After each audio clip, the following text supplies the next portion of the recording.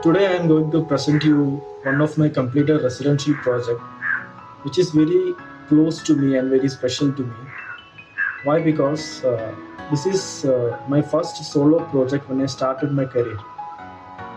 So the design started in 2012 and due to many unfortunate reasons from the client side, the completion got postponed to 2018 December.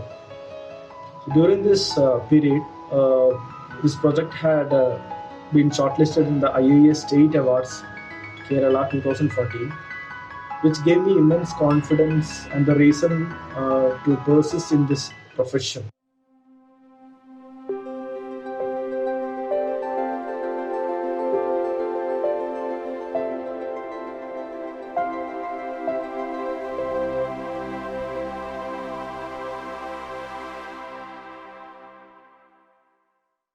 I am Rohit Palekal.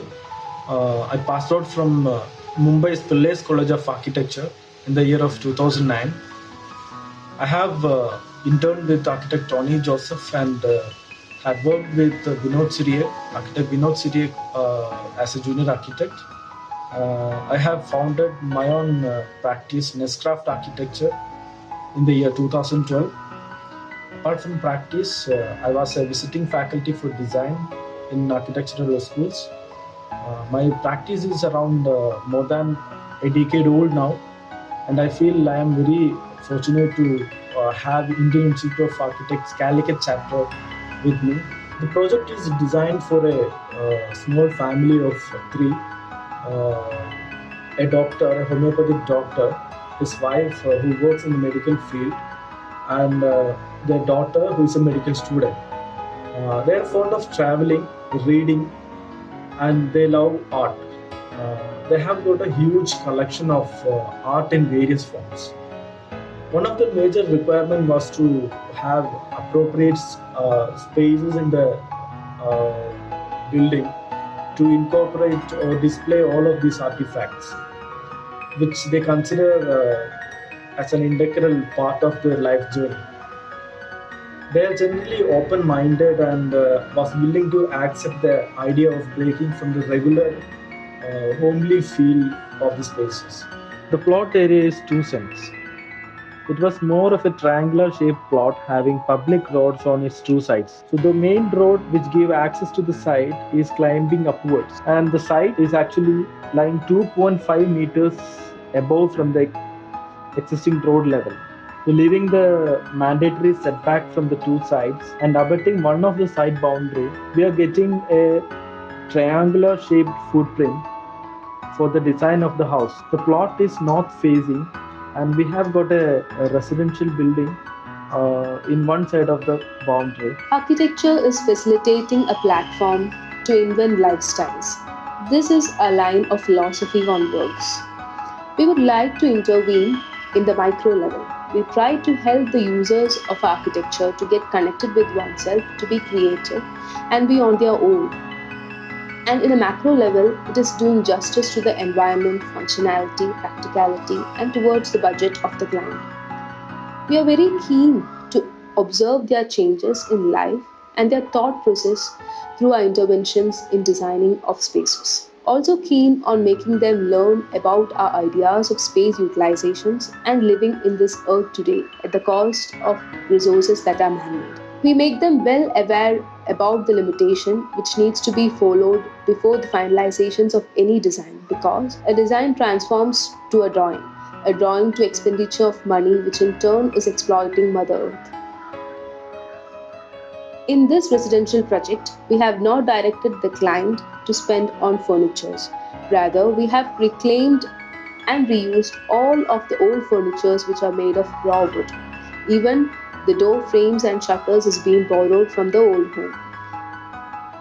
This had made them to be in tune with their past memories of life, the old home, etc., even though they have moved to a new home. The family was in need of a three-bed home with all other usual requirements like a living space, a dining space, a kitchen, a covered porch, and a sit-out.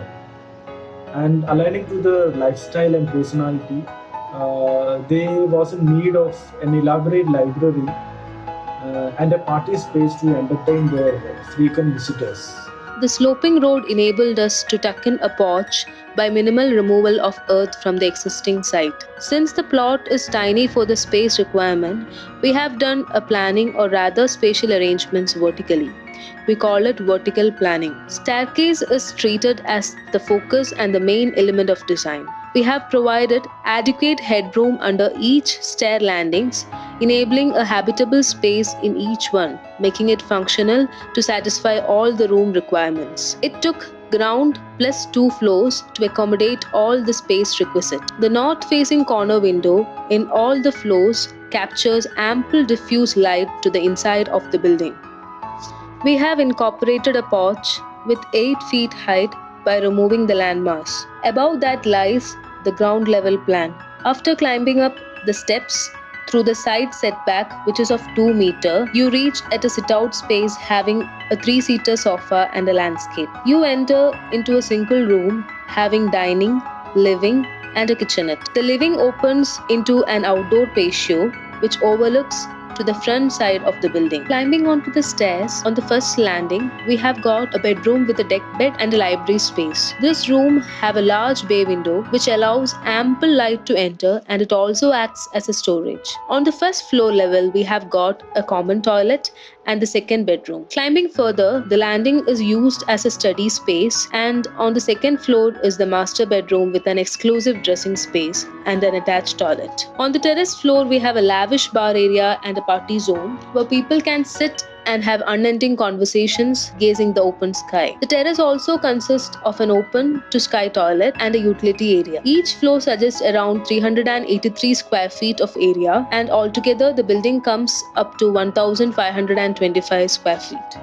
The porotherm bricks placed along the facade allows all-time air movement in the building. Artificial lighting and ventilation is least required in the daytime, and the spaces converse with the user by constant visual engagements by art exhibits and harmonical visual frames.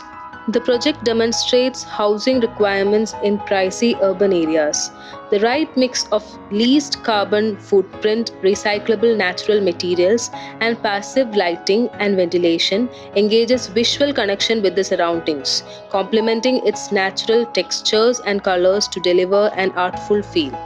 The stair landings are larger and wider, enabling space for seating with windows that often become vantage points. The building possesses a cohesive approach that blends the modern and sustainable techniques. The house is a RCC frame structure integrated with mud walls and hollow concrete blocks which also function as partitions. A borewell, a rainwater harvesting tank, an organic waste compost alongside an aquaponics setup, etc. is being neatly tucked within the building structure. The materials are consciously chosen locally to imbibe natural essence and design aesthetic. The furniture done in hardwood has been reused and reclaimed, while some of it is antique. The internal backdrop is a mix of exposed concrete ceilings, Jaisalmer stone flooring mixed with handmade floor tiles, and sponge finished walls with paint. Other materials like pinewood planks sourced from ship cargo scrap, raw bamboo for facade trellis and sunshades, terracotta jali bricks, etc. adds a vibrance to the spaces. While the structure amalgamates and fuses not only elements but also a variety of materials, the form comes together cohesively in the interiors and exteriors. With as many entities merging and intermingling, it is possible that the final work seems overdone or excessive. We believe this home named Minimum stays true to its name, which navigates through complexities yet with subtle simplicity.